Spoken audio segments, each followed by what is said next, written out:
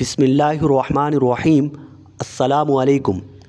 قادیانی دائرہ اسلام سے خارج ہیں، کافر ہیں، ان کے کفر میں شک کرنے والا بھی کافر ہے۔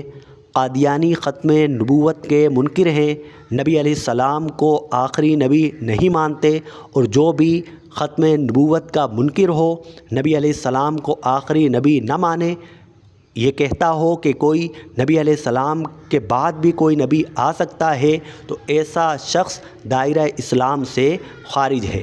غامدی سے قادیانیوں کے بارے میں سوال کیا گیا کہ قادیانیوں کے بارے میں آپ کا کیا کہنا ہے؟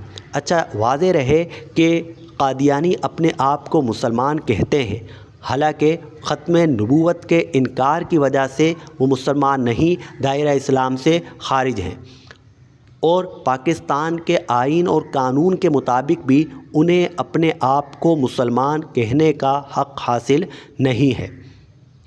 اچھا، غامدی سے جب یہ سوال کیا گیا قادیانیوں کے متعلق آپ کا کیا کہنا ہے، تو غامدی کا جواب یہ تھا کہ مجھے کوئی حق نہیں پہنچتا کہ کوئی شخص اپنے آپ کو مسلمان کہے، میں اس کے اسلام کا انکار کروں۔ یعنی کھلے الفاظ میں غامدی نے قادیانیوں کو غیر مسلم قرار دینے سے انکار کر دیا اور کہہ دیا کہ میں قادیانیوں کو مسلمان سمجھتا ہوں۔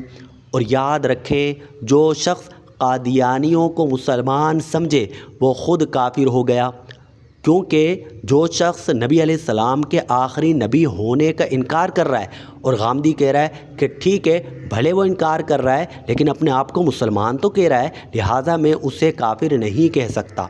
تو ایسا نظریہ رکھنے کی وجہ سے غامدی بھی دائرہ اسلام سے خارج ہو گیا۔ غامدی سے ایک بار سوال کیا گیا قادیانیوں کے پیچھے نماز پڑھنے کے بارے میں، تو غامدی نے کہا پڑھ سکتے ہیں۔ اب دیکھیے، ایک شخص نبی علیہ السلام کی ختم نبوت کا منکر ہے، نبی علیہ السلام کو آخری نبی نہیں مانتا، اور غامدی کہہ رہا ہے کہ اس کے پیچھے نماز پڑھ سکتے ہیں۔ اللہ تبارک و تعالی ہمارے ایمان کی حفاظت فرمائے۔ وآخر دعوانا ان الحمد للہ رب العالمین۔